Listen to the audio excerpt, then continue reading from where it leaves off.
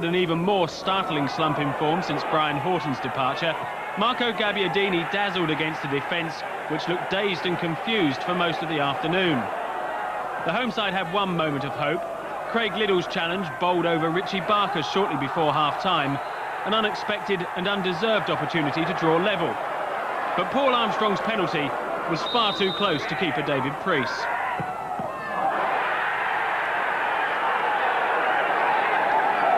Darlington hadn't scored in 3 games before this, but they extended their lead 3 minutes into the second half. Gabbiadini again. Not hard to see why Brighton have now lost 6 matches in succession.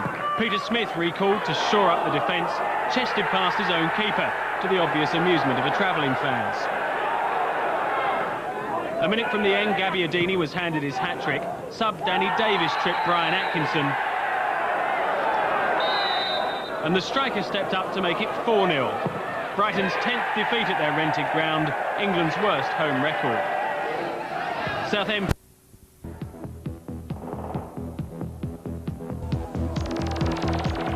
Darlington, though, could yet make the playoffs, and they could do Poole and Scarborough a favour by beating third-bottom Carlisle at Feetham's tomorrow night.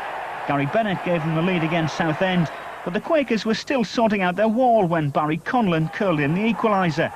Then David Hodgson sent on his Austrian sub, and Mario Dorner torpedoed the Shrimpers with Darlington's last-minute winner.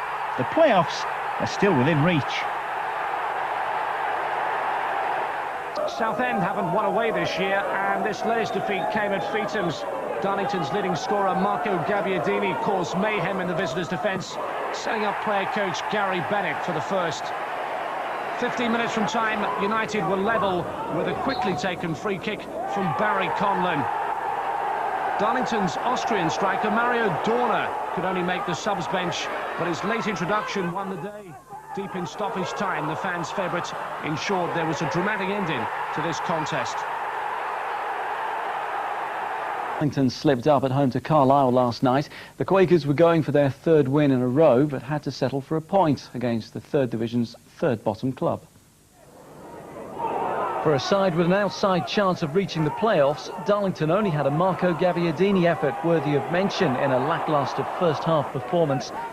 Carlisle manager Nigel Pearson has brought some order to the Cumbrian side, and their goal 5 minutes before the break was well taken. Ian Stevens beat the offside trap, saw his shot come back off the bar. Steve Finney converted the rebound with David Preece stranded. David Hodgson's half-time team talk, though, must have worked. Darlington appeared much more positive and might have had a penalty when Glenn Naylor was tripped in the box. Just 90 seconds after that, the Quakers equalised. Sheer class from Gabbiadini, a Ginola-style flick, and Steve Gaughan on target for the first time since August.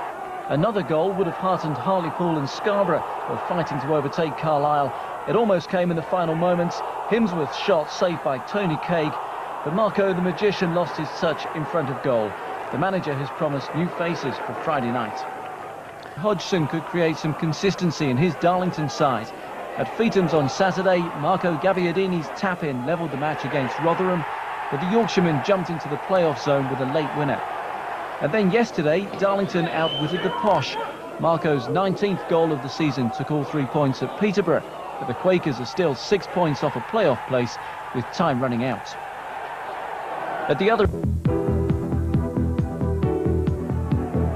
Darlington's faint hopes of reaching the playoffs are pretty much gone now. Tony Beddoe volleyed Torquay into a first-half lead at Feetham's. It was all over before the break. Effion Williams finished well for the second goal. Quakers boss David Hodgson was not happy with the performance. Expect changes over the summer. Too many daft results like this have ruined Darlington's season. On to mind Hartlepool fans supporting the old enemy Darlington, but down at the bottom of the Football League, they were right behind the Quakers at Scarborough last night. Darlington didn't plan to hand out any favours. They're still hoping to sneak into the promotion playoffs. Martin Carruthers survived appeals for offside and handball before scoring his first goal since signing from Peterborough. David Hodgson's side, looking distinctly odd in Scarborough's lime green away strip owing to a clash of colours, defended in depth. At half-time, though, something for the Scarborough fans to cheer about. Boxer Paul Ingle, despite his defeat at the hands of Prince Naz last weekend, is a hero at the McCain Stadium. The one man who's doing his best to keep Darlington in the promotion frame, though, is Marco Gabbiadini. Typical strike, his 20th goal of the season. He so very nearly made it 21. This one even more spectacular, but the woodwork saved Scarborough. 3 points for the Quakers, though. You don't like inflicting defeats on sides who are not too far away from you, especially in their current situation. But at the end of the day, we've got to do what's right for Darlington, and we've done that tonight. At the end of the day in football, you make your own luck, and it wasn't our night. As I've just said, you know, we've had a tremendous run. We can still do it. We're still in it. We've lost a game here today. We've lost a battle, but we can still win it through by the end of the season. We've got a caring football club. We've got a lovely ground.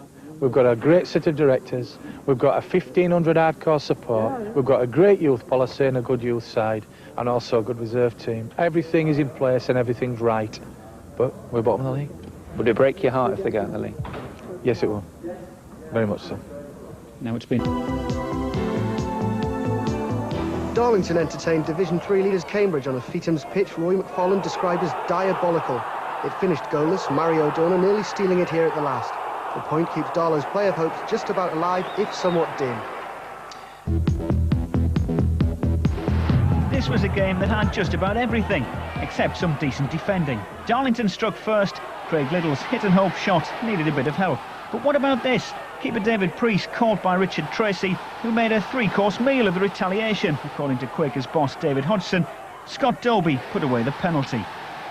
Half-time on its way, and Darlington dozed off. A long ball down the right, Tracy nicking one past Priest and in off the far post. 2-1 to Carlisle. Then it was their turn to fall asleep. Priest's kick out evading everyone, including our cameraman, picked up by Martin Carruthers though. 2-2. And Carlisle just didn't learn. Brian Atkinson's free kick, Paul Campbell with the finish, the Cumbrians up the creek. But back they came, and when three Darlington defenders couldn't reach Damon Searle's cross, Ian Stevens stabbed home the equaliser.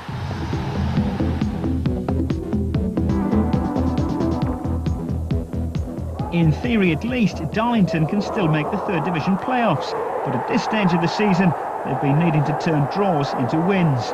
Promotion-chasing Brentford were the visitors to Feetham's last night. They fell behind to a Gary Himsworth goal, but Lloyd Owusu never stopped battling. Andy Scott came up with the equaliser. The Bees took the lead when Owusu set up a great shot on the turn for Scott Partridge. But the Quakers rescued a point with just 7 minutes to go when striker Marco Gabbiadini held off the Brentford defence to fire in his 21st goal of the season. Right, the big match. Darlington defeat couldn't deter multi-millionaire businessman George Reynolds from confirming his intention to buy the club. Glenn Naylor put them ahead, but this performance was anything but convincing. Mr. Reynolds' investment can't come quick enough. Chester have endured troubled times. The players have stuck to their task. Dave Flitcroft brought them level at Feetham's, and Luke Beckett struck the winner. Both clubs, though, are heading for a mid-table finish.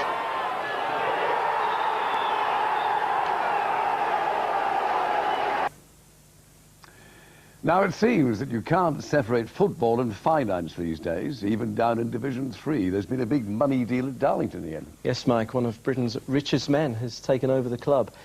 Multi-millionaire George Reynolds addressed the fans before last night's match at Feetham's and promised to deliver the goods for Darlington. According to its new owner, the last 24 hours has seen Darlington Football Club saved from the brink of bankruptcy and become one of the country's few debt-free clubs. George Reynolds says his first act will be to pay the outstanding wages owed to backroom staff and players. After that, he has big plans.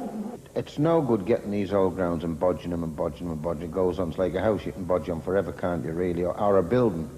So, realistically, I think the only answer is a brand new stadium, 25,000 seats, and I know we can fill it. George Reynolds UK deals in chipboard and flooring products. Mr. Reynolds has an estimated £250 million fortune. His input is welcomed by the club fanzine editor. George is the fairy godfather that every football club needs these days. I mean, you need millions of pounds to run a football club. He's got that money and he's decided he wants to plough it into Darlington, for which we're eternally grateful. So it's all smiles at Feetham's at the moment, especially after last night's 4-0 win against Exeter. All the goals came in the last half an hour. Gary Bennett crashed home the first. Then striker Marco Gabbiadini took over. Gabbiadini's 22nd of the season was followed by his 23rd and his 24th. It was his second hat-trick of the season. The other was away from home. This was the first league hat-trick by a Darlington player at Feetham's for 10 years. And the goal that finished it off was tremendous. The Exeter defence was mesmerised.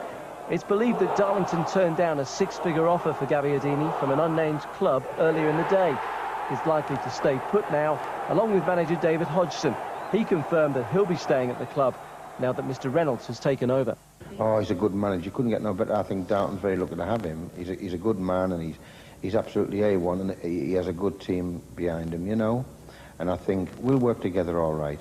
Darlington have one match left, away to Scunthorpe. Last night was their final home game of the season.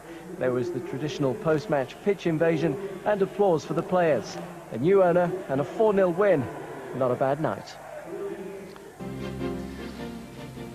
But first, we have an exclusive interview with the new owner of Darlington Football Club. The multi-millionaire George Reynolds officially took the reins at Feetham's just a few minutes ago, after a day of drawn-out negotiations.